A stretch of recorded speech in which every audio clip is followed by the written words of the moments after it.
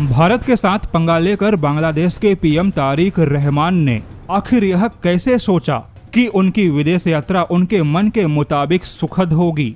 अब जैसा कि मलेशिया को भी मालूम था कि भारत और बांग्लादेश के बीच में इस समय टकराव तनाव दोनों ही मौजूद है, तो ऐसे में मलेशिया भी भारत को ध्यान में रखते हुए पहले से ही काफी सावधान था और मलेशिया ने अपने ही पैरों पे कुल्हाड़ी मारने वाली गलती नहीं की। जैसा कि लंबे सोच विचार के बाद बांग्लादेश के पीएम चीन से पहले मलेशिया पहुंचे थे और मलेशिया की यात्रा के बाद वह चीन की यात्रा पर निकल गए।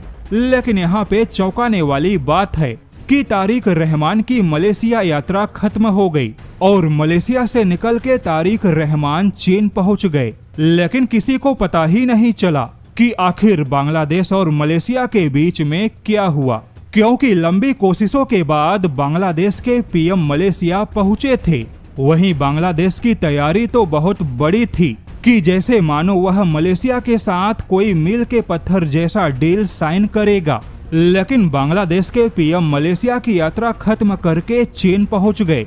किंतु बांग्लादेश के पीएम ने अपने मलेशिया यात्रा में क्या हासिल किया, इसके बारे में खुद बांग्लादेश की मीडिया को भी कुछ पता नहीं। यानी दिखावा तो बहुत बड़ा था लेकिन हाथ में कुछ नहीं लगा।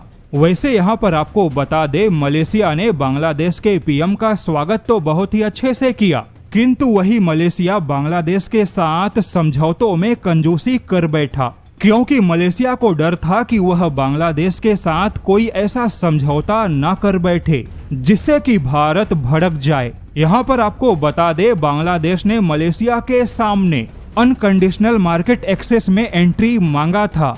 वहीं जैसा कि मलेशिया आसियान गुट का भी संस्थापक सदस्य है, ऐसे में बांग्लादेश ने भारत के कुछ मामलों में आसियान के सदस्य देशों से कुछ सपोर्ट की उम्मीद लगाए बैठा था।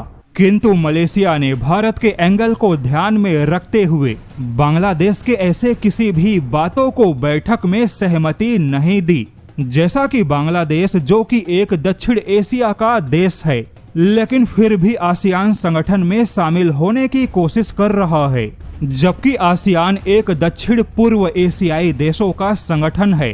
वैसे बांग्लादेश यह भूल गया कि मलेशिया तो दूर की बात है, आसियान का कोई भी सदस्य देश, चाहे इंडोनेशिया हो, मलेशिया, सिंगापुर, थाईलैंड, फिलीपींस हो या म्यांमार, वियतनाम हो, कोई भी भारत से पंगा नहीं ले सकता। उल्टे यह सभी भारत के मित्र हैं। वहीं भारत आसियान संगठन के पूरे मंच का सबसे बड़ा व्यापारिक भागीदार है। हालांकि बांग्लादेश इस कोशिश में है कि उसे कम से कम आसियान देशों के संगठन में सेक्टोरल डायलॉग पार्टनर का दर्जा मिले, ताकि बांग्लादेश का इन देशों के साथ थोड़ा बहुत व्यापार मजबूत बने और बांग्लादेश को थोड़ी बहुत छूट मिले। लेकिन फिलहाल बांग्लादेश को इस मामले पर भी काफी झटका लगा। हालांकि यहाँ पर आपको बता दे, अब बांग्लादेश भी भारत से हटकर अलग मंचों पर अपनी पहुंच को बढ़ाना चाहता है, ताकि वह आगे चलकर भारत को टक्कर दे सके।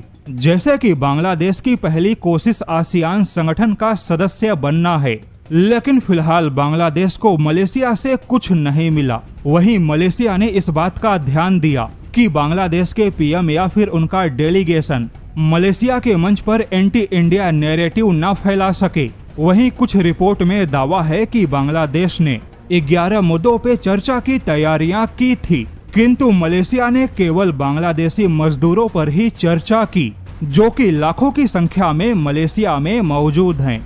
अब देखा जाए तो तारिक रहमान को मलेशिया में पता चल गया कि भारत की ताकत क्या है और बांग्लादेश के चक्कर में मलेशिया अपने पैरों पर कुल्हाड़ी नहीं मारेगा।